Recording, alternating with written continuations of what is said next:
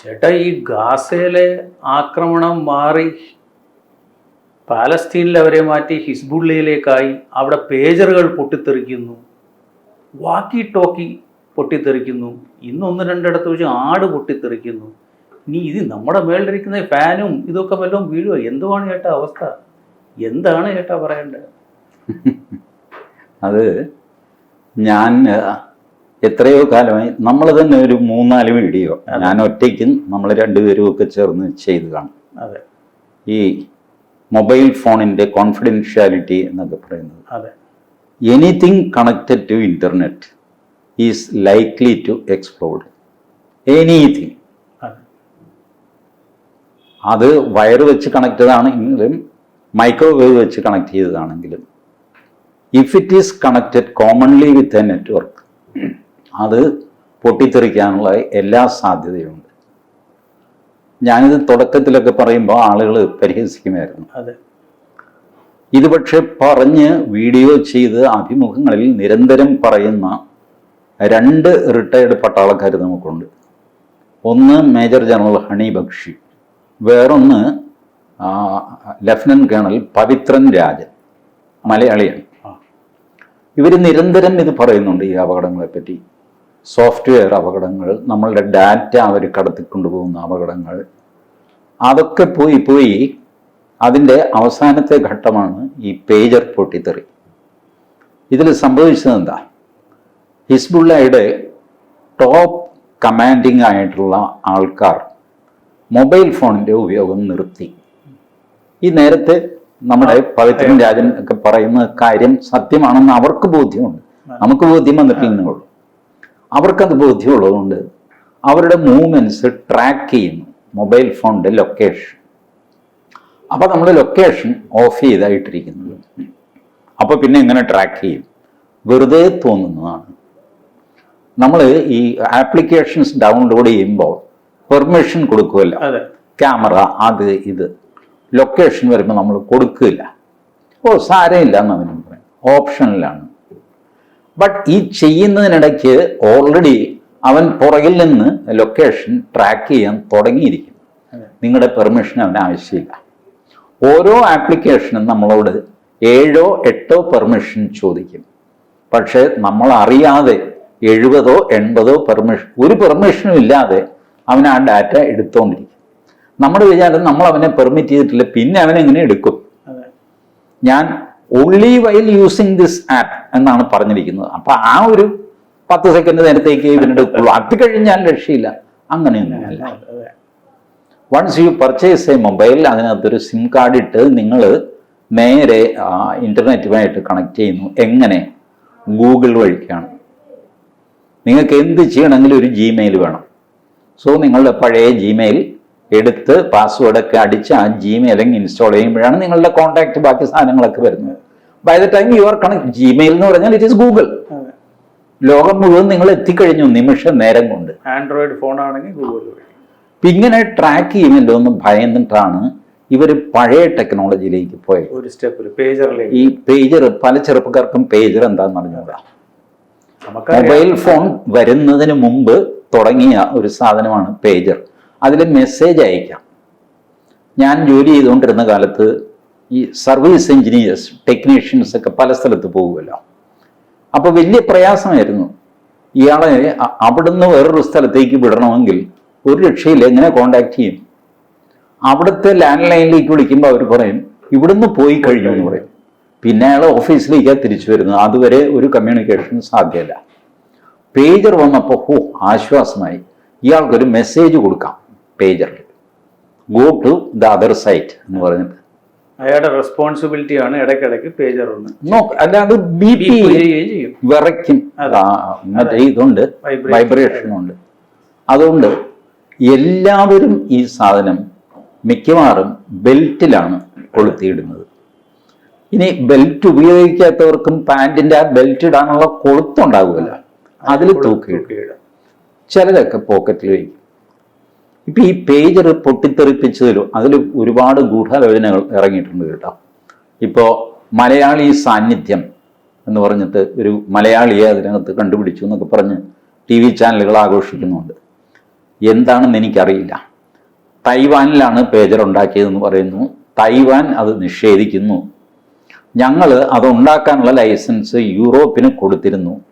അത് ബുഡാപെസ്റ്റിലാണോ ബുക്കാറസ്റ്റിലാണോ എന്നൊക്കെ ചോദിച്ച് തർക്കം നടക്കുന്നു. ഒരു വിഭാഗം ശക്തമായിട്ട് പറയുന്നു ഈ പേജർ ചൈനയിലുണ്ടാക്കിയതാണ്.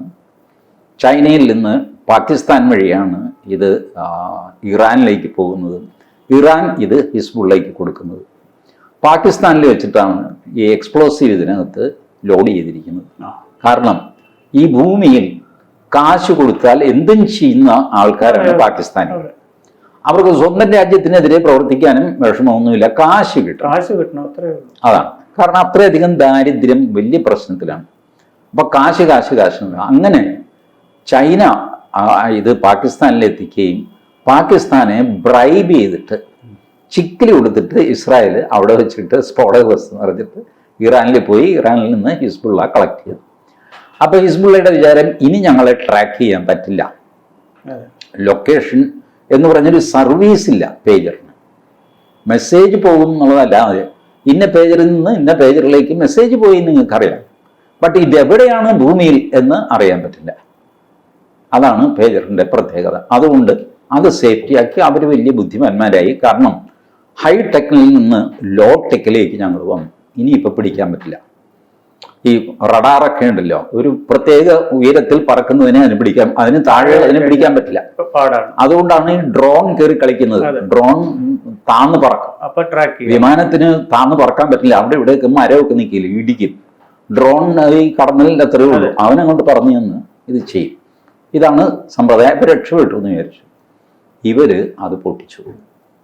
വാസ്തവത്തിൽ ഇസ്രായേൽ ഒരു കൈവിട്ട കളിയാണ് കളിച്ചത് എന്നാണ് ഡിഫൻസ് അനലിസ്റ്റുകൾ പറയുന്നത്. ഇറാൻ മറ്റേ ഹനിയയെ കൊന്നതിന് ശേഷം അതിനുശേഷം ഒരുത്തനെ കൊന്നു. ആ കൂടെ ഇറാൻ ഡിഫൻസീവിൽ നിൽക്കുകയാണ്. അപ്പോൾ ആയത്തുള്ള ഖമേനി പറഞ്ഞു ഇനിയിപ്പോൾ അവസാന യുദ്ധമാണ്, ഞാൻ തീർത്ത് കളയുന്നു. അതിൽ ഇന്ത്യയൊക്കെ ചേർത്തിട്ടുണ്ട്. അതെ, ഇന്ത്യയിൽ ഇവിടെ ന്യൂനപക്ഷത്തിന് എതിരെ കൊടുത്തു. നമ്മുടെ റെസ്പോണ്ട് ചെയ്യേണ്ടി വന്നു. പുള്ളിക്കാരന് ഇംഗ്ലീഷ് എന്ന് പറയാമല്ല, പക്ഷെ പുള്ളി പറഞ്ഞ സാധനമായിരിക്കുമല്ലോ ഇംഗ്ലീഷിലാക്കിയിട്ട് ട്വീറ്റ് ചെയ്തിരിക്കുന്നത്. അതിൽ ഇന്ത്യയും തീർത്ത് കളയുന്നൊക്കെ പറയുന്നുണ്ട്.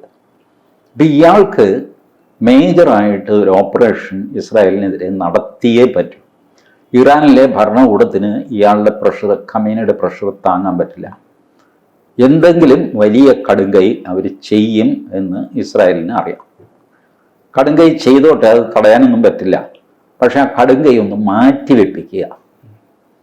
ഇതിനായിട്ടാണ് ഈ പേജർ എക്സ്പ്ലോഷനും തുടർന്ന് വാക്കി ടോക്കി എക്സ്പ്ലോഷനും നടത്തിയത്. ഇതിൻ്റെ പ്രത്യേകത നമുക്ക് മരിച്ചവരുടെ എണ്ണം കുറവാണ്, പരിക്കേറ്റവരുടെ എണ്ണം കൂടുതലാണ്. 37 പേര് മരിച്ചു, 3000 പേര് ആശുപത്രിയിൽ. അപ്പോൾ ഹിസ്ബുള്ളയെ സംബന്ധിച്ചിടത്തോളം അവരുടെ 37 പേര് മരിച്ചു, അതിനെ പെട്ടിയിലാക്കി വീട്ടിൽ കൊടുത്തു വിട്ട് കഴിഞ്ഞാൽ ജോലി കഴിയും. ഈ പരിക്കേറ്റവരെ ഉപേക്ഷിക്കാൻ പറ്റുമോ? അതൊരു വലിയ ബാധ്യതയായി. ചെലവുമാണ്, വലിയ ബാധ്യതയും ചെലവുമാണ്. എല്ലാ യുദ്ധത്തിലും നോക്കി ഒരു പട്ടാളക്കാരൻ മരിച്ചാൽ രാജ്യത്തിന് ഒരു പട്ടാളക്കാരൻ മരിച്ചു, പെട്ടിയിലാക്കി വീട്ടിലേക്ക് അയച്ചു കൊടുത്ത ചുമതല കഴിഞ്ഞു, ആ കാശും കൊടുത്ത് പരിപാടി തീർന്നു. ഇത് ഒരുത്തനിങ്ങനെ കിടന്നാലും ചെയ്യും.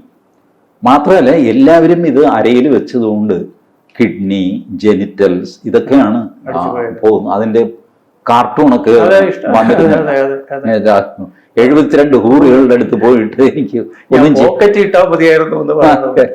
പോക്കറ്റ് ഇട്ടാൽ ഹൃദയം പൊട്ടും. ഇവിടെ വെച്ച് കഴിഞ്ഞാൽ ഇടുപ്പിന് വെച്ച് കഴിഞ്ഞാൽ ഇടുപ്പ് മൊത്തം കാലിയാകും. പോക്കറ്റിലിട്ട് കഴിഞ്ഞാൽ തുടയും അതിന് മുകളിലേക്കും താഴത്തേക്കും ഉള്ള പോർഷൻ അങ്ങ് പോകും. ഇങ്ങനെയാണ്. അപ്പോൾ വളരെ ടാർഗറ്റഡ് വേണം. സിവിലിയൻസിന് പരിക്കില്ല, ഇയാൾക്കാണ് പരിക്ക്. ഇയാളൊട്ട് മരിച്ചിട്ടുമില്ല, മരിക്കില്ല. ഒരു കിഡ്നിയൊന്നും പോയാൽ ആൾ മരിക്കുകയൊന്നുമില്ല. അങ്ങനെ കിടക്കുമ്പോൾ ഇയാളെ പരിചരിച്ചു അതിനുള്ള കാശ്, അതിനുള്ള ആൾ,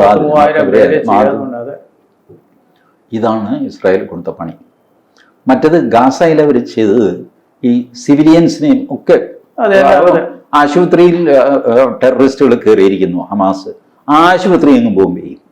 20 ടെററിസ്റ്റും 250 സാധാരണ പാലസ്തീൻകാരും മരിക്കും.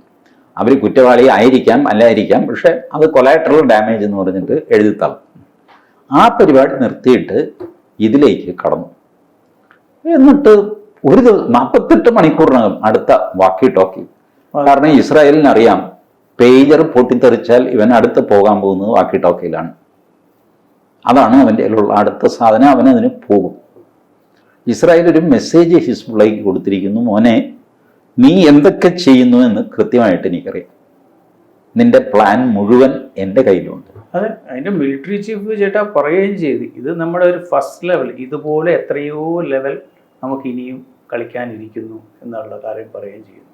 ഇപ്പൊ എന്താ സംഭവിച്ചിരിക്കുന്നത് വെച്ചാൽ ഹിസ്ബുള്ള മാത്രമല്ല, ലെബനനിൽ ഏകദേശം 85% ആൾക്കാർ മൊബൈൽ എടുക്കാൻ പേടിക്കുന്നു. മൊബൈൽ റിങ് ചെയ്യുന്നു, എടുക്കുന്നില്ല. കൺവെൻഷണൽ ഫോണുകളിലേക്ക് മാറുന്നു ആൾക്കാർ. കാരണം എന്ത് വിശ്വസിച്ച് മൊബൈൽ എടുക്കും? മൊബൈൽ നമ്മൾ എടുക്കുമ്പോൾ ഇത് പൊട്ടിത്തെറിച്ചാൽ എന്ത് ചെയ്യും? And it is technically possible. ഇത് പോസിബിൾ ആണെന്ന് ഞാൻ പറയുമ്പോൾ എത്രയാ നമ്മുടെ പ്രേക്ഷകരൊക്കെ എന്ത് ചുമ്മാ. എത്രയോ നാളായിട്ട് നമ്മുടെ യൂട്യൂബ്, നമ്മുടെ ഫേസ്ബുക്ക്, നമ്മുടെ എല്ലാം വേണമെന്ന് ഞാൻ അന്ന് പറഞ്ഞില്ലേ, 80 കോടി ആൾക്കാരാണ് വാട്സാപ്പ് ഉപയോഗിക്കുന്നത് ഭാരതത്തിൽ. ഈ വാട്സാപ്പിൽ ഒരു പ്രത്യേക മെസ്സേജ് അയക്കുന്നത് ആരാണ് എന്ന് നിരന്തരം ചെക്ക് ചെയ്യുക, മോണിറ്റർ ചെയ്യുക. ആ ഇൻഫർമേഷൻ കിട്ടി ഇവർ നമ്മുടെ ചിന്തകളെ തന്നെ നിയന്ത്രിക്കുന്ന ഏർപ്പെടുന്ന ആൾക്കാർ പലരും, ഞാനും തുടക്കത്തിൽ ബാധിച്ചുകൊണ്ടിരുന്നത്, എൻ്റെ ഡാറ്റ എടുത്തിട്ട് ഈ സാഹിബ് എന്ത് ചെയ്യുന്നു? ഉപ്പുമാവ് ഉണ്ടാക്കി തിന്നാനോ, എൻ്റെ കണ്ണിലെ കൃഷ്ണമണിയുടെ ഫോട്ടോ, അല്ലെങ്കിൽ ഞാൻ എറണാകുളത്ത് ചായ കുടിച്ചോ അതോ ആലുവയിൽ ചായ കുടിച്ചോ, അയാൾ അറിഞ്ഞോട്ടെ എന്ന് പുല്ല, എനിക്കെന്ത് വേണമെന്ന്. അങ്ങനെയല്ല. ഈ ഡാറ്റ മുഴുവൻ ചേർന്നവനാണ് ഞാൻ ഓരോ വെബ്സൈറ്റ് എടുക്കുമ്പോഴും പിടിക്കുമ്പോഴും എല്ലാം ഇവൻ ആള് നാഷണലിസ്റ്റാണ്, RSSകാരനാണ്, എത്ര നേരം വായിച്ചു, ഏത് ആർട്ടിക്കിൾ അവൻ വെറുതെ അങ്ങ് തട്ടിക്കളഞ്ഞു, എവിടെ അവൻ ചിരിച്ചു, കുറെ നേരം ഇരുന്നു, ഇതെല്ലാം നോക്കുന്നു. സകല ഇൻഫർമേഷൻ, അതായത് TG മോഹൻദാസ് കംപ്ലീറ്റ് ഇൻഫർമേഷൻ അവരുടെ ഉണ്ട്. എൻ്റെ അത്രയും ഇൻഫർമേഷൻ ഇല്ല, കാരണം എൻ്റെ ബ്രെയിനിൽ നിന്ന് കുറെ മാഞ്ഞു പോകുമല്ലോ. ഇതാണ് അവർ ചെയ്യുന്നത്. അതുകൊണ്ട് ഒരു റെജീം ചേഞ്ച്, ഒരു ഭരണകൂടത്തെ അട്ടിമറിക്കാൻ ആരെയൊക്കെ ഉപയോഗിക്കാം, ഏതൊക്കെ പേഴ്സണാലിറ്റീസ് അതിന് പറ്റിയവരാണ്. നമ്മുടെ ബിഹേവിയറിനെ ഇൻഫ്ലുവൻസും ചെയ്യാമല്ലോ. നല്ല രീതിയിൽ ഇൻഫ്ലുവൻസ് പതുക്കെ ഇങ്ങനെ നമുക്ക് ഇഷ്ടമുള്ളതുപോലെ ഏത് ആളാണെന്ന് അത് തന്നെ ഇട്ടുകൊണ്ടിരിക്കുക. പിന്നെ മെല്ലെ അതൊന്ന് മാനിപ്പുലേറ്റ് ചെയ്ത് അടുത്ത ഘട്ടം ഇട്ടുകൊണ്ടിരിക്കുക. പതുക്കെ നമ്മുടെ ഒപ്പീനിയൻ മാറ്റുക. അപ്പോൾ അജിത്തിനോട് പറഞ്ഞു കഴിയുമ്പോൾ ഞാൻ പറയാം, ഇല്ല അജിത്ത്, അങ്ങനെ ഇല്ല കേട്ടോ, അവര് പറയുന്നതിന് കാര്യമുണ്ട്. ഞാൻ ഇന്നലെ ഒരു വീഡിയോ കണ്ടിരുന്നു എന്നൊക്കെ പറഞ്ഞിട്ട് ഞാൻ, അപ്പൊ അജിത്ത് വിചാരിക്കും, ചേട്ടൻ പറഞ്ഞാൽ അതൊന്ന് നോക്കിക്കളയാം. അജിത്ത് ആ വീഡിയോ നോക്കും, അജിത്തിന് അതിന്റെ നെക്സ്റ്റ് ലെവൽ വീഡിയോ അയച്ചു തരും. ഇതെല്ലാം ഇങ്ങനെ ഓട്ടോമാറ്റിക്കായിട്ട് സംഭവിക്കും. ഇപ്പൊ നമ്മുടെയൊക്കെ മൊബൈലിൽ പൊട്ടിത്തെറിക്കാവുന്ന ഒരു വസ്തു ഉണ്ടോ ഇല്ലെന്ന് നമുക്ക് ഉറപ്പില്ല, നമുക്ക് അറിയാൻ പറ്റത്തില്ല. ഇത് തന്നെ ചേട്ടാ, പലരും അറിയാവുന്നവർ പറയണത് എന്ന് പറഞ്ഞു കഴിഞ്ഞാൽ, ആ പേജറിൽ 2 ഈക്വൽ സൈസ് ബാറ്ററീസ് ഉണ്ടായിരുന്നു. ഒരു ബാറ്ററി കറക്റ്റ് ബാറ്ററിയും മറ്റേ ബാറ്ററിക്കകത്ത് ആണ് ഈ RDXന്റെ ഇത് വെച്ചിരുന്നതെന്നും, എന്നിട്ട് ഈ 2 ബാറ്ററിയുടെ വെയിറ്റും ഏകദേശം സെയിം. കണ്ടുപിടിക്കാൻ പറ്റാത്ത. അതൊക്കെ ശരി. ഈ കഥ തന്നെ ഇസ്രായേൽ ഇറക്കിയതല്ല എന്ന് ആർക്കറിയാം? അറിയാൻ പറ്റില്ല. ഡൈവേർഷൻ. ഇത് കേൾക്കുമ്പോൾ എല്ലാവർക്കും വിശ്വസിക്കാൻ തോന്നും, 2 ബാറ്ററി, അതിലൊരെണ്ണം പൊട്ടിത്തെറിക്കാൻ, ഒരെണ്ണം സിസ്റ്റം വർക്ക് ചെയ്യാൻ. കറക്റ്റ്, ഇത് പൊട്ടിത്തെറിച്ചു, മറ്റേ സിസ്റ്റം നോക്കിയിട്ട് അതും പൊട്ടിത്തെറിച്ചു. ഇങ്ങനൊരു കഥ, ഇങ്ങനൊരു നരേറ്റീവ്, ഇൻഫർമേഷൻ വാർ. ഇത് ഇസ്രായേൽ ഇറക്കി വിട്ടതല്ല എന്ന് ആർക്കറിയാം? ഒന്നും പറയാൻ പറ്റില്ല. കാരണം അവന് ഇത് പൊട്ടിത്തെറിക്കുന്ന ബാറ്ററി ആയിരിക്കില്ല, മറ്റേ മെയിൻ ചിപ്പ് ഉണ്ടല്ലോ അതിനകത്താണ്, അതായിരിക്കും പൊട്ടിത്തെറിക്കുന്നതെങ്കിലോ. ഇതറിയാൻ പറ്റില്ല നമുക്കിനി.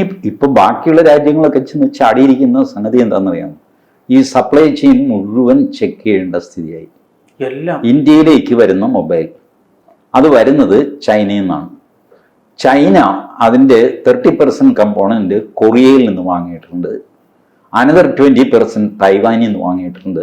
ബാക്കി ചൈനീസും കൂടെ ഇട്ട് കവറ്, ഇന്ത്യയിൽ തന്നെ ഉണ്ടാക്കിയ കവർ ചൈനയിൽ പോയിട്ട് അവന്റെ മൊബൈലിന് കവറായിട്ടിട്ടിട്ട് ഇങ്ങോട്ട് വരികയാണ്. എവിടെയൊക്കെ നിങ്ങൾ ചെക്ക് ചെയ്യും? അതുപോലെ തന്നെ ഏട്ടാ ഈ ട്രാൻസ്ഷിപ്മെന്റും ഒരു ഇഷ്യൂ ആയി വരും. വലിയ ലൊക്കേഷൻ A to B, ഇതിനിടയ്ക്ക് കപ്പൽ അവിടെ വേറൊരു സ്ഥലത്ത് നിർത്തിയോ അവിടെ എന്തെങ്കിലും നടന്നു, അല്ലെ കപ്പലിനുള്ളിൽ തന്നെ മാറ്റിയോ ഒന്നും അറിയാൻ പറ്റില്ല. ഒന്നും അറിയാൻ പറ്റില്ല. ഇവര് ഈ ഇസ്രായേൽ ചെയ്ത വേറൊരു സംഭവം ഇടയ്ക്ക് പുറത്തു വന്നിരുന്നു. അവര് ഒരു ഭീകരനെ പിടിച്ചു. അതെന്തോ ഒരു അത്ര അറിയപ്പെടുന്നൊരു സംഘടനയല്ല, ഇസ്ലാമിക സംഘടന. നല്ല ബ്രെയിൻ ഉള്ളവൻ, അവനാണ് അവരുടെ ലോജിസ്റ്റിക്സ് അത് ഇതൊക്കെ എല്ലാം അറേഞ്ച് ചെയ്യുന്നു. ആ സൂപ്പർ സോഫ്റ്റ്വെയർ ബ്രെയിൻ. ഇവനെ പിടിച്ചിട്ട് അവനോട് പറഞ്ഞു, മോനെ നിന്നെ ഞങ്ങൾക്ക് ഇപ്പോൾ വെടിവെച്ചുമല്ല, ചോദിക്കാനും പറയാനും ആരുമില്ല, ബട്ട് ഞങ്ങൾ നിന്നെ വെടിവെച്ച് കൊല്ലുന്നില്ല, ഞങ്ങൾ നിന്നെ പിടിച്ചിട്ടേയില്ല എന്നുള്ള മട്ടിൽ നീ തിരിച്ചു പോവുക, നിന്റെ ഗ്രൂപ്പിലെ ഇൻഫർമേഷൻ ഞങ്ങൾക്ക് തന്നുകൊണ്ടിരിക്കുക, ഇത് സമ്മതമാണെങ്കിൽ ശരി, ഞങ്ങൾ നിന്നെ വിടാം, സമ്മതമല്ല എന്ന് നീ പറഞ്ഞാൽ നീ ഈ നിമിഷം മരിക്കും. ഇനി സമ്മതമാണെന്ന് പറഞ്ഞിട്ട് അവിടെ പോയി തിരിച്ച് സ്മാർട്ടാകാൻ ശ്രമിച്ചാൽ അവിടെ വെച്ച് നീ പൊട്ടിത്തെറിക്കും. അതിനുള്ള പരിപാടി നിന്റെ ശരീരത്തിൽ തന്നെ ഫിറ്റ് ചെയ്തിട്ട് ഞങ്ങൾ നിന്നെ വിടുവോ. എന്ത് പറയുന്നു? ചെറുക്കൻ പറഞ്ഞു, എനിക്ക് കുഴപ്പമൊന്നുമില്ല കേട്ടോ, അവര് കാശ് തരാന്ന് പറഞ്ഞു, ഞാൻ അവിടെ പോയി, എനിക്കിവിടെ നിൽക്കാൻ പ്രശ്നമൊന്നുമില്ല. അപ്പൊ ശരി, നിന്നെ ഞങ്ങൾ പിടിച്ചിട്ടില്ല എന്ന് പറഞ്ഞിട്ട് ഇവനെ അവരുടെ വീട്ടിൽ തന്നെ വിടുന്നു. അവിടുന്ന് അവൻ കംപ്ലീറ്റ് കാര്യങ്ങൾ ഇവർക്ക് ചോർത്തി കൊടുക്കുന്നു, ലൊക്കേഷൻ ചോർത്തുന്നു, എല്ലാം. ആർക്കും ഒന്നും മനസ്സിലാവുന്നില്ല എന്താ സംഭവിച്ചത്. അങ്ങനെ ആ ഗ്രൂപ്പിനെ അവരങ്ങോട്ട് ഇല്ലാതെയാക്കുന്നു. ഇനി ഇന്റർനെറ്റിൽ ഡാർക്ക് വെബ് എന്ന് പറഞ്ഞൊരു കളിയില്ല, അവിടെയും ഇസ്രായേൽ കയറി, അവിടെയും അവരുടെ ചാരന്മാരെ വെച്ചു. ഡാർക്ക് വെബ് വെച്ചിട്ട് അവരെ തോൽപ്പിക്കാൻ സാധ്യമല്ല. ഒരുമാതിരി അൾട്ടിമേറ്റ് ഇലക്ട്രോണിക് എക്സ്പേർട്ടായിട്ട് ഇസ്രായേൽ ഓൾറെഡി മാറിക്കഴിഞ്ഞു. And they see to it that it is done. ചേട്ടാ, അവരുടെ സർവൈവലിന്റെ ഇഷ്യൂ ആണ്. മ്യൂണിക് ഒളിമ്പിക്സിൽ അവരുടെ അത്ലറ്റ്സിനെ കൊന്നില്ലേ? 7 വർഷം എടുത്ത് അവർ ഓരോരുത്തരെ ഹിന്ദിയിൽ പറയുള്ളൂ, Joon Joon K Mar, Joon Joon അന്വേഷിച്ചു പോയി തിരക്കി പിടിച്ച് ഇവൻ അവിടുന്ന് ഇറാനിലേക്ക് ഓടുന്നു, ഇറാനിൽ നിന്ന് പാകിസ്ഥാനിലേക്ക് കടക്കുന്നു, ബംഗ്ലാദേശില്, ഇന്ത്യയില്, ശ്രീലങ്കയിൽ അവിടെ ഓടിച്ചിട്ട് പിടിച്ച് അവനെ മാത്രം, അവന്റെ തൊട്ടപ്പുറത്തോ ഇപ്പുറത്തോ ഉള്ളവനെ കൊല്ലുന്നില്ല. ചേട്ടാ, ഇതെന്ന് പറഞ്ഞു കഴിഞ്ഞാൽ നമ്മൾ നോക്കുവാണെങ്കിൽ ഇവരുടെ ഈ സെക്ട് എന്ന് പറഞ്ഞാൽ തന്നെ ചേട്ടാ, ഈ അബ്രഹാമിക് റിലിജന്റെ ഒരു ഭാഗം, അവർക്ക് മറ്റുള്ള ആരെയും പിടിച്ച് ജൂതന്മാർക്കാക്കണമെന്ന് അവർക്ക് ഒരു ആഗ്രഹവുമില്ല, അധീശത്വം ഇല്ലല്ലോ അവർക്ക്. അവര് സർവൈവ് ചെയ്യുക എന്നുള്ള ഉദ്ദേശം, സർവൈവ് ചെയ്യാതെ അവർക്ക് വേറെ മാർഗമില്ല. അതിനെന്തും ചെയ്യാൻ ഇറങ്ങിയ നാഷണലിസ്റ്റ് ആയ ഒരു ജനതയാണ്. ഇപ്പൊ നോക്കൂ സംഭവിച്ചത് എന്താ? ഈ പേജർ പൊട്ടിത്തെറി, വാക്കി ടോക്കി പൊട്ടിത്തെറി, ഇതിൽ ഏതെങ്കിലും രാജ്യം എന്തെങ്കിലും ഒരക്ഷരം വേണ്ടിയിട്ടുണ്ടോ? ഒന്നും വേണ്ടിയില്ല. Every one is shell shocked. ഈ ഒരു ഓപ്പറേഷൻ അന്തം വിട്ടുപോയി. America, Russia, Italy, Germany, Japan, India, China, ഒരു മനുഷ്യൻ ഒന്നും പറഞ്ഞിട്ടില്ല ഇതിനെപ്പറ്റി. ചേട്ടാ, ഇത് പല രാജ്യങ്ങൾക്കും അറിയാവുന്നതും വേണ്ടി വന്നാൽ ഉപയോഗിക്കാമെന്നും വിചാരിച്ചിരുന്ന കാര്യമായിരിക്കും ഇസ്രയേൽ ആദ്യം എടുത്തങ്ങ് പൊട്ടിച്ചത്. പലരുടെയിലും കാണാം. അതെ അതെ. അല്ല, ഇത് ശരിക്കും പറഞ്ഞാൽ യുണൈറ്റഡ് നേഷൻസിന്റെ UN ജനറൽ സെക്രട്ടറി ഗുട്ടറസ് പറഞ്ഞതായിട്ട് ഒരു വാർത്ത കിടന്ന് കളിക്കുന്നുണ്ട്. അങ്ങനെ പറഞ്ഞ് നേരിട്ട് കേട്ടിട്ടില്ല. അതിനും പറഞ്ഞു ഇതിങ്ങനെ രാസായുധം ഉപയോഗിക്കുന്ന പോലെയാണ്, ഇങ്ങനെ ചെയ്യരുത് എന്നൊക്കെ പറഞ്ഞിട്ട്. അത് വിശ്വസനീയമാണെന്നും തോന്നുന്നില്ല. ഇതാണ് ആകെ ഒരു ഇന്റർനാഷണൽ റിയാക്ഷൻ വന്നിട്ടുള്ളത് ഇതാണ്. ബാക്കി ആരും ഒരക്ഷരം വേണ്ടിയിട്ടില്ല. അതിനർത്ഥം ബാക്കിയുള്ളവരുടെ കയ്യിലുണ്ട് എന്നല്ല, കൂടുതലും അതൊരു ഞെട്ടലാണ്. ഞെട്ടിപ്പോയി, ഇങ്ങനെ ഒരു ഓപ്പറേഷൻ എന്തെങ്കിലും പറയാൻ വരട്ടെ. ഇത് ആലോചിച്ച് നോക്കിയിട്ട് ഇങ്ങനെ ഒരു സംഭവം അമേരിക്കയിലോ ഇന്ത്യയിലോ ഒക്കെ നടന്നു കഴിഞ്ഞാൽ ആരും മൊബൈൽ തൊടത്തില്ലല്ലോ, തൊടില്ല. അതിൻ്റെ ഒരു എക്കണോമിക് ഇമ്പാക്റ്റ് എന്താണ് ചേട്ടാ? അതിഭയാനകമല്ലേ നമുക്ക് ഇതേപോലുള്ള രാജ്യങ്ങളിൽ? മൊബൈലിൽ ഇപ്പൊ പ്രയാസം എന്താണെന്നറിയാമോ? How to identify. ഇപ്പൊ ഈ പേജറും വാക്കി ടോക്കി ഇവർക്ക് ചെയ്യാൻ പറ്റിയത്, പേജർ ഇവർ ഓർഡർ ചെയ്യുന്നു. ഇവർ മാത്രം സാധാരണ മനുഷ്യർ പേജർ ഉപയോഗിക്കില്ല. That means it is going to Hezbollah. മാത്രമല്ല ഹിസ്ബുള്ള ഈ ട്രാക്ക് ചേഞ്ച് ചെയ്യുന്നത് അതിനൊക്കെ അവർക്ക് ചാരന്മാരുണ്ട് അറിയാനായിട്ട്. വാക്കി ടോക്കി അതുപോലെ. മൊബൈൽ അങ്ങനെയല്ല, സാധാരണക്കാരുടെ കയ്യിൽ പോയിരിക്കുകയാണ് മൊബൈൽ. അപ്പോൾ ഇത് ആരെയാണെന്ന് മൊബൈലിലൊരു സ്ഫോടക വസ്തു ഉണ്ടെന്ന് തന്നെ വെച്ചു, ഇതാരുടെ കയ്യിൽ എപ്പോൾ പൊട്ടും? സിവിലിയൻസും മരിക്കാം. അതുകൂടാതെ തന്നെ ചേട്ടൻ ഇതൊന്നും നോക്കിയേ, ഈ പേജറിന്റെ ഇത് 1 മാസം 2 മാസം 1 കൊല്ലം കൊണ്ട് നടന്ന ഓപ്പറേഷൻ ആയിരിക്കത്തില്ല. ഇത് അതിന് എത്രയോ മുമ്പ് കൊടുത്ത് ഇതിന് ഇപ്പൊ ടെക്നോളജിക്കൽ സൊല്യൂഷൻ ഇസ്രായേലിന്റെ ഭാഗത്തു നിന്നല്ല, ബട്ട് സോഫ്റ്റ്വെയർ എക്സ്പേർട്സ് പറയുന്നത് ഇത് ചെയ്യുന്നത്, ഇപ്പം എന്നെയാണ് അവർ കൊല്ലാൻ തീരുമാനിച്ചതെന്ന് വിചാരിക്കുക. എന്നെ അവർ ട്രാക്ക് ചെയ്യും ഡാറ്റ വെച്ചിട്ട്, എൻ്റെ മൊബൈൽ ഏത് ടൈപ്പാണ് എന്ന് കണ്ടുപിടിക്കും. എന്നിട്ട് ആ മൊബൈലിൽ മാൽവെയർ അയച്ചുകൊണ്ടേയിരിക്കും. എന്ത് ചെയ്ത് കഴിഞ്ഞാൽ മൊബൈൽ നേരെ വർക്ക് ചെയ്യണം. 1-2 ദിവസം കഴിയുമ്പോൾ ഞാനിതിൻ്റെ സർവീസ് സെൻറ്ററിൽ കൊണ്ടുപോകും. അല്ലെങ്കിൽ ഓതറൈസ്ഡ് ആയിരിക്കാം, അൺഓതറൈസ്ഡ് സർവീസ് സെൻറ്ററിലും കൊണ്ടുപോയിട്ട് ഇതെന്ത് ഇത് ഇടയ്ക്കിടയ്ക്ക് ഇങ്ങനെ ഹാങ് ആവുന്നത്. നോക്കട്ടെ സാർ, ഇതിലേ ഒരു അപ്ഡേറ്റ് ചെയ്യാനുണ്ട് സാർ, ഒരു ചിപ്പും മാറ്റണം, നാളെ വൈകുന്നേരം സാറ് പോലും. നാളെ വൈകുന്നേരം വരെ എനിക്ക് മൊബൈലില്ലാതെ അത് പറ്റില്ല സാർ. ശരി, നാളെ വൈകുന്നേരം വരെ. ഇവിടെയാണ് ഈ മാനിപ്പുലേഷൻ നടക്കാൻ. ഈ മാനിപ്പുലേഷൻ നടന്നു. മൊബൈൽ സ്മാർട്ടായി സാർ, അയാളുടെ ഫോൺ വരും. സാർ വൈകുന്നേരം എന്ന് പറഞ്ഞാൽ ഉച്ചയ്ക്ക് ഇപ്പൊ തന്നെ സാധനം റെഡി ആയിട്ടുണ്ട് കേട്ടോ, സാറ് ലക്കിയാണ്, ആ ചിപ്പ് ഇവിടെ തന്നെ ഉണ്ടായിരുന്നു, വരുത്തേണ്ടി വന്നില്ല. ഞാനും ഹാപ്പി. എന്തൊരു സർവീസ്. ട്രാക്കിംഗ് തുടങ്ങി. 3-4 ദിവസം കഴിയുമ്പോൾ എപ്പോഴും ഇടയിലും പൊട്ടിക്കാം. ഇത് ഓൾറെഡി ചെയ്ത് വെച്ചിട്ടില്ല എന്ന് ആർക്കറിയാം, ഒന്നും അറിയാൻ പറ്റില്ല. ഇതിന്റെ അപകടം നമ്മളുടെ ഡാറ്റ ചോർത്തുന്ന അപകടം പറയുമ്പോൾ ആളുകൾക്ക് പരിഹാസമാണ്. ഇപ്പോൾ കഴിഞ്ഞ മാസം ഡൽഹിയിൽ നടന്ന ഒരു സംഭവം പറയാം. ഡോക്ടർമാരുടെ ഒരു വാട്സാപ്പ് ഗ്രൂപ്പ്, അതിലേക്ക് ഒരു ഡോക്ടറെ ഒരു വിളി വരുന്നു, സാറിനൊരു ഗിഫ്റ്റ് ഞങ്ങൾ തരാൻ തീരുമാനിച്ചു. ഫാർമ കമ്പനികൾ അവർ ഡോക്ടർമാർക്ക് ഗിഫ്റ്റ് തരാറുണ്ട്. അപ്പോൾ പക്ഷേ ഇത്തവണ ഇച്ചിരി കോസ്റ്റ്ലി ഗിഫ്റ്റാണ്. പുള്ളി ശരി ആയിക്കോട്ടെ അയച്ചേക്ക്. ഹലോ, ഒരു കാര്യം സാർ, ഞങ്ങൾക്ക് അത് കൊടുക്കണമെങ്കിലേ അപ്രൂവൽ വേണം. അപ്രൂവൽ എടുക്കാനുള്ള ഒരു ലിങ്ക് ഞങ്ങൾ അയക്കാം. അതിലൊരു ഫോൺ നമ്പർ ഉണ്ടാവും. ആ ഫോൺ നമ്പറിലേക്ക് സാറ് വെറുതെ ഒരു മിസ് കോൾ അടിച്ചാൽ മതി. മിസ് കോൾ അടിക്കുന്നതോടെ അപ്രൂവൽ ആയിക്കോളും, ഞങ്ങൾ ഈ സാധനം ഡെലിവറി ചെയ്യുകയും ചെയ്യാം. ശരി. കാരണം ഈ ഡോക്ടർമാർക്ക് ഇടയ്ക്കിടയ്ക്ക് ഫാർമ കമ്പനികൾ കൊടുക്കാറുണ്ട്. അപ്പൊ XYZ ഫാർമ കമ്പനി എന്നൊക്കെ പറഞ്ഞപ്പോൾ ഈ ഡോക്ടർ പ്രത്യേകിച്ച് ഏത് കമ്പനി എന്നൊന്നും ചോദിക്കാനൊന്നും പോയില്ല. It's a usual thing. You need some approval, okay, for which ഞാനൊരു മെസ്സേജ് അയക്കും. മിസ് കോൾ അടിച്ചു, വാട്സാപ്പാണ്. മിസ് കോൾ അടിച്ചു കഴിഞ്ഞപ്പോൾ ഇദ്ദേഹത്തിൻ്റെ കംപ്ലീറ്റ് ഡാറ്റ ഈ കമ്പനിയുടെ കയ്യിലായി. അവർ സാധനം അയച്ചില്ല. ഒരു ദിവസം ഈ പുള്ളിയുടെ ഒരു ബാങ്ക് അക്കൗണ്ട് ഫിനിഷ് ചെയ്തു. പുള്ളി അറിഞ്ഞില്ല, കാരണം പുള്ളി റെഗുലർലി ഉപയോഗിക്കുന്ന ബാങ്ക് അക്കൗണ്ട് അല്ല അത്. കുറെ കാശ് ഇങ്ങനെ അതിലിട്ട് വെച്ചിട്ടുണ്ട് ആ ബാങ്കിൽ. പക്ഷെ പുള്ളി ഉപയോഗിക്കുന്നതും പിടിക്കുന്നതും ഒക്കെ ഈ ബാങ്കാണ്.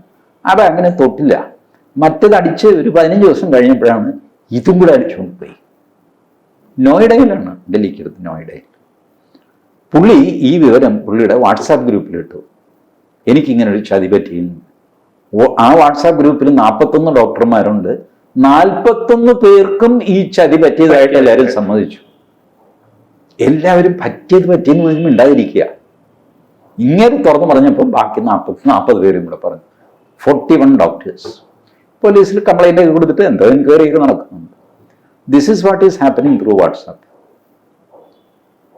അപ്പോൾ വാട്സാപ്പിൽ AI ഉണ്ട്, കണ്ടിട്ടില്ലേ നമ്മൾ? വാട്സാപ്പിൽ ഏറ്റവും മേറ്റ, ആ മേറ്റയിൽ നമ്മുടെ പേര് തന്നെ ടൈപ്പ് ചെയ്ത് നോക്കുക, ഹൂ ഈസ് TG മോഹൻദാസ്. അതിൻ്റെ റിപ്ലൈ വരുന്നത് നോക്കൂ. നമ്മളെ പഠിച്ചിട്ടുള്ള റിപ്ലൈ വരും. എൻ്റെത് നേരെ വരില്ല, കാരണം ഈ AI ആദ്യം വിക്കിപീഡിയ നോക്കുന്നത്. ഇയൊക്കെ വിക്കിപീഡിയ ഉണ്ടോ നോക്കിയിട്ട് വിക്കിപീഡിയ എടുത്തിട്ട് അതുപോലെ കോപ്പി പേസ്റ്റ് ചെയ്തിട്ട് അങ്ങ് ആദ്യമേ കിട്ടിയ പിന്നെ മെനക്കെടുണ്ടല്ലോ. മെനക്കെടുണ്ട്. പക്ഷെ അജിത്ത് വിക്കിപീഡിയയിൽ ഇല്ല. അതുകൊണ്ട് അജിത്തിന്റെ മറ്റ് ഡാറ്റ വെച്ചിട്ട് അവർ അജിത്തിന്റെ പേഴ്സണാലിറ്റികൾ you check for yourself. ഞാൻ ഈ വീഡിയോ കാണുന്ന ആൾക്കാരോടും പറയുന്നു, നിങ്ങളുടെ വാട്സാപ്പിന്റെ ഏറ്റവും മുകളിൽ AI എന്നുള്ളിടത്ത് നിങ്ങളുടെ പേര് ടൈപ്പ് ചെയ്തിട്ട് ഹൂ ഈസ് ദിസ് നാരായണൻകുട്ടി എന്ന് ചോദിക്കുക.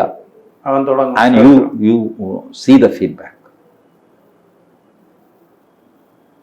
ഇത്രയും ഒക്കെ ഇത് പറഞ്ഞപ്പോഴാണ് ഇതേ അവിടെ സെർച്ചില് ഈ ട്രംപിനെ പറ്റി ചോദിക്കുമ്പോഴത്തേക്കിന് അവൻ ഒന്നും അറിഞ്ഞുകൂടാ, ഒരു ഇൻഫർമേഷനും ഇല്ല. കമല ഹാരിസ് ചോദിക്കുമ്പോഴത്തേക്കിന് ഓഹോ ടാപ്പോ ഇങ്ങനെ അടിച്ചു വിടുക. ട്രംപിനെ അസാസിനേറ്റ് ചെയ്യാൻ നോക്കിയതോ ട്രംപിനെ പറ്റിയോ ഇതൊന്നും ഒരു വിവരവും ഇല്ല. ട്രംപിനെ നേരത്തെ വെടിവെച്ചത് തന്നെ ഗൂഗിളിലില്ലല്ലോ. ഗൂഗിളിൽ നിന്ന് സകലത് എടുത്ത് കളഞ്ഞു ട്രംപിനെ വെടിവെച്ചതിനെ പറ്റി. ഇപ്പോഴത്തെ വെടിവെപ്പല്ല, ആദ്യത്തെ ചെവി തുളഞ്ഞു പോവുകയും അയാൾ വെറു വിളിക്കുകയും ചെയ്ത അതൊക്കെ പോയി, സാധനം പോയി. ഇതാണ് ഇവർ കളിക്കുന്ന കളി. ഇതാണെന്ന് പറഞ്ഞു കഴിഞ്ഞാൽ നമ്മുടെ ആൾക്കാർ വിശ്വസിക്കേണ്ടത്. നമ്മുടെ മൈൻഡിൽ ഇരുന്ന് പോയല്ലോ, അതിന് ചോദിച്ച് കിട്ടുന്ന ക്വറിയും. എത്ര പേരാണ് സുക്കറണ്ണ എന്താണെണ്ണ എന്നോട് ഇങ്ങനെ ചെയ്യുന്നു എന്നൊക്കെ പറഞ്ഞിട്ട് ഫേസ്ബുക്കിൽ കരയുന്ന കണ്ടിട്ടില്ലേ? എന്നിട്ട് അറ്റ് ഹൈലൈറ്റ്സ് അറ്റ് ഫോളോവേഴ്സ് എന്നൊക്കെ പറഞ്ഞ് ദയനീയമായിട്ട് പ്ലീസ് എൻ്റെ ഒരുപാട് പേർക്കൊന്ന് സെൻഡ് ചെയ്യണേ. ഞാൻ കുറച്ച് പേരെ ഫോളോ ചെയ്യുന്നുള്ളൂ. പക്ഷെ ഫോളോ ചെയ്യുന്ന ആൾക്കാരുടെ അവരുടെ ഇത് ഫേസ്ബുക്ക് എൻ്റെ ഫീഡിൽ ഇങ്ങനെ വരണമല്ലോ, വരില്ല. 3-4 ദിവസം കഴിയുമ്പോൾ വരും. എനിക്ക് വളരെ പ്രിയപ്പെട്ട ആൾ നല്ലൊരു റൈറ്റപ്പ് എഴുതിയിട്ട് ഞാനത് കണ്ടില്ല, ഒരു അക്ഷരം വേണ്ടിയില്ല. 4 ദിവസം കഴിഞ്ഞപ്പോൾ ആ സാധു എന്നെ ഫോണിൽ വിളിച്ചു. ഞാൻ ഇത്ര ബുദ്ധിമുട്ടിയൊക്കെ എഴുതിയിട്ട് അതിലൊരു ലൈക്ക് പോലും അടിച്ചില്ലല്ലോ, നമ്മൾ അറിഞ്ഞില്ല. ഞാൻ പറഞ്ഞു ഞാൻ കണ്ടില്ല. എന്നിട്ട് ഞാൻ അയാളുടെ പ്രൊഫൈലിൽ കയറി, പ്രൊഫൈലിലില്ല. അയാൾ എനിക്ക് ലിങ്ക് അയച്ചു തന്നു. ആ ലിങ്ക് വഴി പോയി കഴിഞ്ഞപ്പോൾ കണ്ടു. സാധാരണ നമ്മൾ എന്ത് കുന്ത് കിട്ടി കഴിഞ്ഞാൽ നമ്മുടെ പ്രൊഫൈലിൽ പോയി കഴിഞ്ഞാൽ അത് വരണമല്ലോ 1 by 1 ആയിട്ട്. ഇല്ല. അതായത് ചേട്ടൻ കാണാതിരിക്കാൻ വരെ ബ്ലോക്ക് ചെയ്യാനുള്ള ഫെസിലിറ്റി ഉണ്ട്. ഒരു പെർട്ടിക്കുലർ ആള് മാത്രം നിങ്ങളുടെ സാധനം കാണില്ല. പിന്നെ അവർക്ക് എന്തോ ദയ തോന്നി തോന്നുന്നു. നമ്മുടെ തന്നെ വീഡിയോയുടെ പല നോട്ടിഫിക്കേഷൻ എനേബിൾഡ് ആണെങ്കിലും പലപ്പോഴും വരില്ല. C anything can be done. അതിനാണ് ഇപ്പൊ ഈ ജീവന്റെ ഭീഷണി വന്നിരിക്കുന്നത്. ഇനിയിപ്പോ മൊബൈൽ പൊട്ടിത്തെറിച്ചു. ഇപ്പൊ ഞാൻ പറയട്ടെ, ഏഷ്യാനെറ്റിന്റെ കേബിൾ കണക്ഷൻ, ചാനലിന്റെ അല്ല, ഏഷ്യാനെറ്റ് കമ്മ്യൂണിക്കേഷൻ കേബിൾ നെറ്റ്വർക്ക് ഉണ്ടല്ലോ, ഫിസിക്കൽ കേബിൾ നെറ്റ്വർക്ക്, അതിനൊരു സെറ്റ് ഓഫ് ബോക്സ് ഉണ്ട്. What will happen if A set of box explodes? നിങ്ങളുടെ വീട്ടിൽ നിങ്ങളുടെ TV, ഇപ്പം ഏകദേശം എല്ലാവർക്കും സ്മാർട്ട് TV ആണല്ലോ. ഈ സ്മാർട്ട് TV പൊട്ടിത്തെറിക്കുന്നു. It is connected to internet. അതിന് ഭയങ്കര ചേട്ടാ, അതൊക്കെ ആലോചിച്ചാൽ ഭയം വരും. കാര്യം പലരും പറയുന്നുണ്ട് നെറ്റിൽ കണക്ട് ചെയ്ത സ്മാർട്ട് TV ആണെങ്കിൽ അവൻ നമ്മളെ കണ്ടുകൊണ്ടും കൂടി ഇരിക്കുന്നു. നമ്മളെ കാണുന്നുണ്ട്. മൊബൈൽ ഫോണിൽ നമ്മളെ കാണുന്ന പോലെ നമ്മൾ TV കാണുന്നു, TV നമ്മളെയും അറിയാതെ നമ്മളെ കാണുന്നുണ്ട്. കാണും മാത്രമല്ല, ഈ ഇത്രയും ആംഗിളിൽ ആ മുറിക്കകത്ത് സകലതാവും കാണുന്നുണ്ട്. നമ്മളെ മാത്രം കാണുന്നെങ്കിൽ പോട്ടെ എന്ന് വയ്ക്കാം, തിരിച്ച് തുണി പൊക്കി കാണിക്കാന്ന് വയ്ക്കാം. അത് എല്ലാം കാണുന്നുണ്ട്. അതെ, നമ്മൾ അറിയുന്നില്ല. ഈ പണ്ട് മുതലുള്ള ടെക്നോളജിയാണ് കരിയർ കമ്മ്യൂണിക്കേഷൻ. അതായത് ഈ ഇലക്ട്രിസിറ്റി ബോർഡിന് ഒരു ഡെഡിക്കേറ്റഡ് കമ്മ്യൂണിക്കേഷൻ സിസ്റ്റം വേണം. മറ്റേ സാധാ ഫോൺ പണ്ട് ഇങ്ങനെ റിങ് ചെയ്ത് ട്രങ്ക് എക്സ്ചേഞ്ച് ആ പരിപാടിയൊന്നും ഇലക്ട്രിസിറ്റി ബോർഡിന് പറ്റില്ല, എസെൻഷ്യൽ സർവീസിൽ. അപ്പൊ അതിന് ഡിസൈൻ ചെയ്തതാണ് കരിയർ കമ്മ്യൂണിക്കേഷൻ. അതായത് ഹൈ വോൾട്ടേജ് ലൈനിലൂടെ ടെലിഫോൺ കണക്ഷൻ. അത് അല്പം കോംപ്ലിക്കേറ്റഡ് ടെക്നോളജിയാണ്, but that was available at that time. ഒരു സ്റ്റേഷൻ ഒരു ഫോൺ ഉണ്ടാവും. അതായത് ഈ ഓപ്പറേറ്റേഴ്സിന്റെ മുമ്പിൽ 10-30 ഫോൺ ഉണ്ടാവും. എടപ്പാൾ ലൈൻ, കളമശ്ശേരി ലൈൻ, മറ്റേ ലൈൻ, മറിച്ച് ലൈൻ, അതിലൊക്കെ എഴുതി വെച്ചിട്ടുണ്ട് കളമശ്ശേരി. ഇയാൾ ആ ഫോൺ എടുത്തു കഴിഞ്ഞാൽ നേരെ കളമശ്ശേരിയിൽ കണക്ട് ആവും. ഹോട്ട്ലൈൻ കളമശ്ശേരിയിലെ അവിടുത്തെ ഇത് എറണാകുളം ഫോൺ അയലിലുണ്ട്, അതടിക്കും. കാരിയർ കമ്മ്യൂണിക്കേഷൻ ഹൈ വോൾട്ടേജ് ലൈനിലാണ് ഇത് പോകുന്നത്. 220 kV ലൈൻ വഴിയൊക്കെയാണ് ഈ സംസാരം പോകുന്നത്. വെരി ഡേഞ്ചറസ്, ഭയങ്കര സേഫ്റ്റി സംഗതിയൊക്കെ കഴിഞ്ഞിട്ടാണ് ഇത് ലോ വോൾട്ടേജ് ആക്കി പിന്നെ കൺവേർട്ട് ചെയ്തിട്ട് സിഗ്നലാക്കിയിട്ട് ഫോണിൽ കൊടുക്കുന്നത്. ഈ സാധനം ടെക്നോളജി താഴ്ന്നു വന്നുകൊണ്ടിരിക്കുകയാണ്. ഈ സാധനം വഴി ഓപ്പറേറ്റ് ചെയ്ത് കഴിഞ്ഞാൽ നിങ്ങളുടെ ബൾബ് പൊട്ടിത്തെറിക്കും, ട്യൂബ് പൊട്ടിത്തെറിക്കും, ഫ്രിഡ്ജ് പൊട്ടിത്തെറിക്കും, വാഷിംഗ് മെഷീൻ പൊട്ടിത്തെറിക്കും. Anything will explode, anything can explode. Technology അതാണ് ഞാൻ പറഞ്ഞത്. ഹൈ ടെക്നോളജി പോയാൽ അവിടെ കുഴപ്പം, ലോ ടെക്നോളജിയിൽ വന്നാൽ അവിടെ കുഴപ്പം. ഈ ടെക്നോളജിയേ ഇല്ലെങ്കിൽ നമുക്ക് ജീവിക്കാനും പറ്റില്ല. ആ ഒരവസ്ഥയിൽ എത്തിച്ചിരിക്കുന്നു. ഇത് ഇലക്ട്രിസിറ്റി ബോർഡിന്റെ 3-4 വർഷം മുമ്പേ നമുക്കറിയാം ചൈന നമ്മുടെ ബോംബെ സ്വിച്ച് ഓഫ് ചെയ്തു. That is confirm. അതിനെന്തോ APT എന്നൊക്കെ പറയാം. അത് എല്ലാ രാജ്യങ്ങളും നമ്മൾ ചെയ്യുന്നുണ്ട് കേട്ടോ. ഇന്ത്യക്ക് അതിന്റെ കേപ്പബിലിറ്റി ഉണ്ട്. പലരെയും നിലയ്ക്ക് നിർത്താനായിട്ട് നമ്മൾ നമ്മുടെ APT, അതിന്റെ ലോങ് ഫോം ഞാൻ മറന്നു, നമ്പറാണ് കൊടുക്കുന്നത്. APT 12, APT 13. ഇതൊക്കെ ഇൻഡിവിജ്വൽസ് ആണ്, ഹാക്കേഴ്സ് ആണ്. ഒഫീഷ്യൽ പോലീസ് നിയോഗിച്ചിരിക്കുന്ന കള്ളൻ. പൂട്ട് തുറക്കാൻ പോലീസ് വിഷമിക്കുമ്പോ ലോക്കപ്പിൽ നിന്ന് കള്ളനെ വിളിച്ചുകൊണ്ട് വരും. എടാ ഒന്ന് തുറന്നു കടാൻ, തുറന്നിട്ട് അവൻ തിരിച്ച് ലോക്കപ്പിൽ. അതുപോലത്തെ ആൾക്കാരെ വെച്ചിട്ടുണ്ട് ഹാക്ക് ചെയ്യാനായിട്ട്. അത് വെച്ചിട്ടാണ് ഇത് ചെയ്യുന്നത്. അത് വെച്ചിട്ട് സയന്റിഫിക്കലി എസ്റ്റാബ്ലിഷ്, നമുക്കത് കൃത്യമായിട്ട് കണ്ടുപിടിക്കാം ഏത് രാജ്യത്തു നിന്നാണ് ഈ ഓപ്പറേഷൻ.